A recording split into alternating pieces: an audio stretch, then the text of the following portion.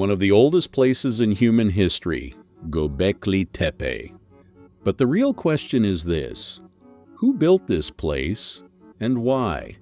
People who were still living as hunter-gatherers, how did they manage to create such a massive structure? What do the symbols on the pillars mean? And perhaps most importantly, did everything really begin the way we think it did? The year is 1963. In southeastern Turkey, a few unnatural-looking hills draw attention. The surface is covered with thousands of broken flint stones, but no one knows what it means. At first glance, it looks like an ordinary medieval ruin, and because of that, no one investigates it deeply for a long time, until 1994. German archaeologist Klaus Schmidt begins to study the area, and as the excavations go deeper, what he discovers changes everything. This was not a simple ruin. This was a massive temple. The studies reveal that it dates back to a period between the end of the Paleolithic Age and the beginning of the Neolithic Age. Here a few of all the excavation area. Here is this special building we saw in the image before. And here we have houses, like in China. You saw examples from China in Traverse Dog, very similar houses in Nevallichori. This round structure is belonging to a later phase, to a Chalcolithic period, which is also existent here. But these are the Neolithic houses and the special building. Meaning before Stonehenge, before the Mayans, even before the Egyptian. But this is where things get interesting. Today, many academics say that Göbekli Tepe was built by hunter-gatherer societies, people who hadn't even fully transitioned to a settled life, constantly moving, hunting just to survive. So, how did such a society build? Something this complex and this large? For thousands of years, humans lived by hunting and gathering. They had to keep moving, because if they stopped, they would starve. A settled life was impossible for them. But at some point, something changed. Humans discovered edible plants and learned how to grow them.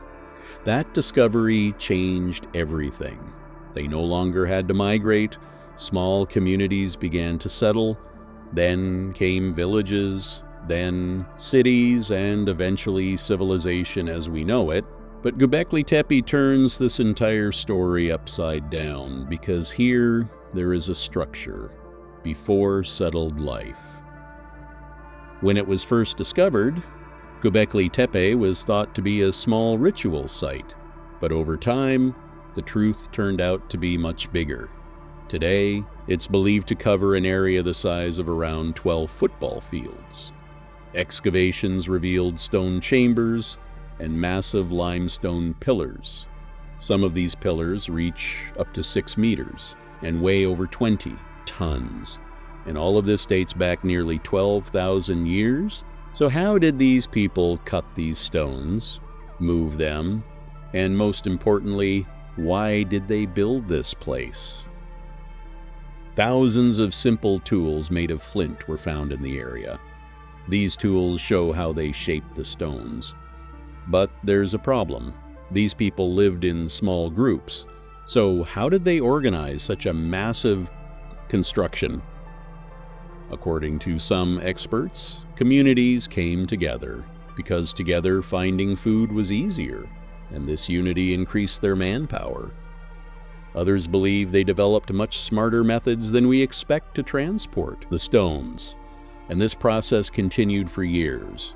But in the middle of all these theories, there's something very strange. There is no evidence that people lived here. This was not a living space. And even more interesting, there are no entrances to these. The rooms are completely sealed. So how did people enter, and why would they build something with no entrance at all? According to some researchers, this was a sacred site. Each chamber was built in different sizes, and at the center of each one stood a massive T-shaped pillar. No one knows exactly what these pillars represent. One theory suggests these pillars represent humans. The top part, the head, the lower part, the body, carved arms and fingers support this idea. At the bottom, belt-like shapes and animal skins can be seen. From a wider perspective, a large central pillar surrounded by smaller ones. Maybe the central pillar represented an important figure, and the others, people. And here a reconstruction of this special building with its monolithic pillars, which had already this T-shaped form, which is so typical for Göbekli Tepe. So the symbolism is very similar. And already in Evolutionary we understood that this T-shaped form is a stilized human shape. Another theory suggests this place was built to observe the sky. And in 2017, two scientists approached the subject from a completely different angle, Martin Sweatman and Dimitrios Tsikritsis. What caught their attention was the vulture stone. The symbols on this stone were different, and according to them, they were not random. They had meaning, a message. Their analysis suggested these symbols represent constellations. The scorpion figure could represent Scorpio, a bird-like figure, Libra, and a wolf-like shape, the constellation Canis Major. But the most striking detail, they were not random. All the symbols seemed deliberately aligned, and all of them were arranged around a shape representing the sun. Researchers analyzed this alignment using computer simulations, and three possible dates emerged: 435 BC, 10,950 BC, and 18,000 BC, but one of them stood out more than the test. Others, 10,950 BC, because this date coincides with a known event, Younger Dryas. Around 11,000 to 13,000 years ago, the Earth suddenly warmed, glaciers melted, and according to some theories, catastrophic events occurred. So what if Göbekli Tepe is a record of that disaster? Some researchers believe the vulture stone was created to describe this destruction, and there's another interesting detail. One of the regions where this event is believed to have begun is Mesopotamia, the same region where Göbekli Tepe is located. You remember again from Trevor's talk that time 9,600 is not just a date, it's not just a dating, it's the end of the Ice Age and the beginning of the Holocene. So it looks like that the Göbekli Tepe really is part of this global story of the new age, the Holocene age, and it's starting exactly in this time. This could explain why the site was abandoned, why it was buried, and why it was forgotten over time. Maybe this wasn't just a temple, maybe it was a warning, and maybe we still haven't fully understood that.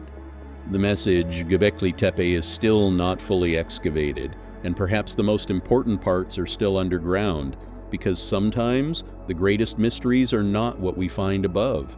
Maybe the truth has always been buried beneath us, and it's just waiting to be discovered.